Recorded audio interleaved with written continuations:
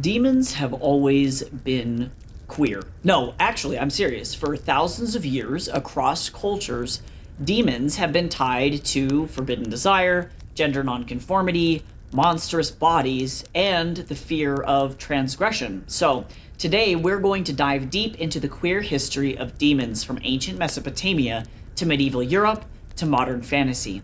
Grab a cozy drink, turn off the lights, and let's get a little unholy.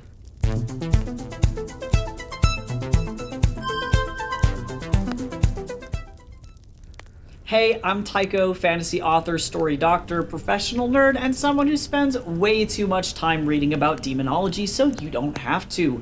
Welcome to the channel. And since my own book, King of Dust, features a Cambion named Urian, who's basically a half-demon with immaculate cheekbones, this topic is very close to my heart.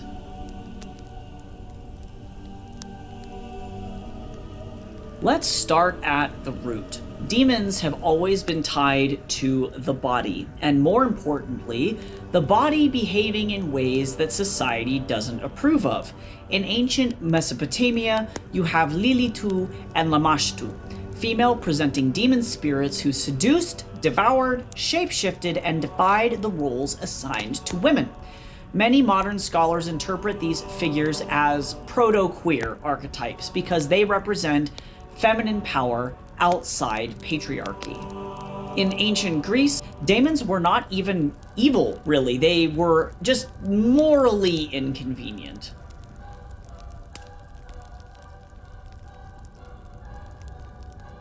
And speaking of criminalization, fast forward to medieval Europe where things get less sexy and more punitive. As Christianity spread, the church needed a way to categorize sin, and who became the convenient symbol for anything outside of heteronormativity? Demons. Sodomy, cross-dressing, gender variance, these were all written into demonological texts as symptoms of demonic influence, not as a natural human identity. And to make that clear, a lot of these demonology texts didn't really have anything to do with the Christian Bible. They were their own texts that were trying to define demons in their own way and were separate from the Bible as we knew it at that point.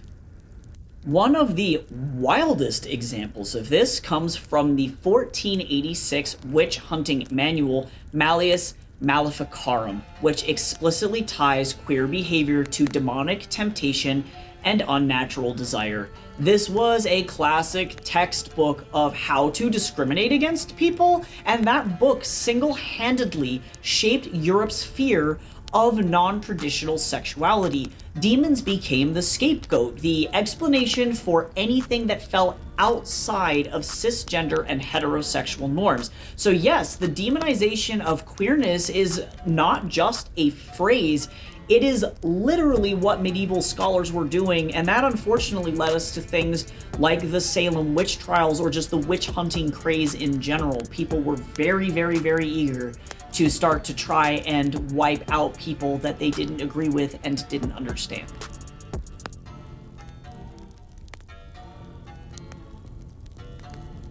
Here is where it gets interesting. Remember when I mentioned the Victorian period earlier? As demonology became a tool to punish queer people began reclaiming it. In the 19th and 20th centuries, queer writers like Oscar Wilde and Charles Baudelaire leaned into that demonic imagery as a symbol of forbidden beauty, passion, and rebellion. We love Oscar Wilde in this house.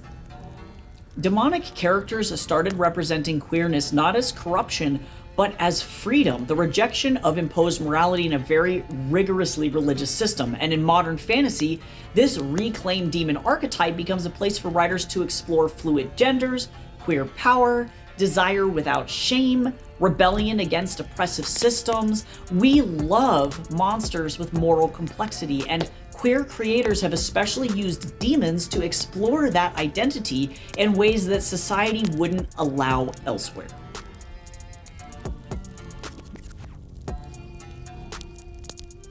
One figure that shows up across folklore and in modern fantasy is the Cambion, a child of a demon and a human. Cambions are liminal, the in-between. They are not fully accepted in either world, and if that isn't a queer metaphor, I don't know what is. They are often portrayed as beautiful but feared, powerful but rejected, misunderstood, morally gray, and they carry the weight of those two identities. In queer literature and in media, that hybridity becomes a stand-in for identity and exploration. You're more than one thing. You don't fit the mold. You exist in the space between. And that's exactly why I wrote Urian the way I did in King of Dust. He is the embodiment of duality, shame, beauty, rebellion, and belonging. For those of you who have not read the book, Urian is an inquisitor for the goddess Evrena, who is the goddess of life and death. And she is responsible in maintaining that balance. He acts as her hand. But it's really hard to do that job when people are afraid of you. And so he's struggled with his whole life being this thing that nobody really wants to look at, but is essential for maintaining that balance in society. He grew up in an orphanage, he was rejected by his human parent, and now he's just trying to make things right as he navigates a very corrupt and very difficult to deal with world.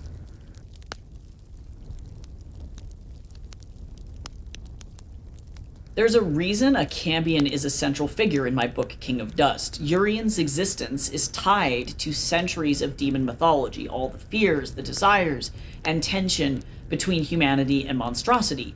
He is not evil, and he's not pure, he's not 100% good, he's complicated, like all the best queer-coded demons throughout history. So if you're into queer gothic fantasy, D&D vibes, monster lore, and a beautifully messy cast of characters, King of Dust might be for you. Urian, my sweet disaster half-demon son, is waiting for you. He's a little bit crusty and he's a little bit of a stickler, but we love him and he's essential for keeping this group together. Thank you for wandering through queer demon history with me. If you like this video and want more deep dives into the queer roots of gothic literature, mythology, and speculative fiction, hit like, subscribe, and drop a comment telling me which creature I should cover next. Until then, stay curious, stay queer, and be kind to your inner demon. We're a little weird, and we're all a little monstrous inside, but that's what makes us fun.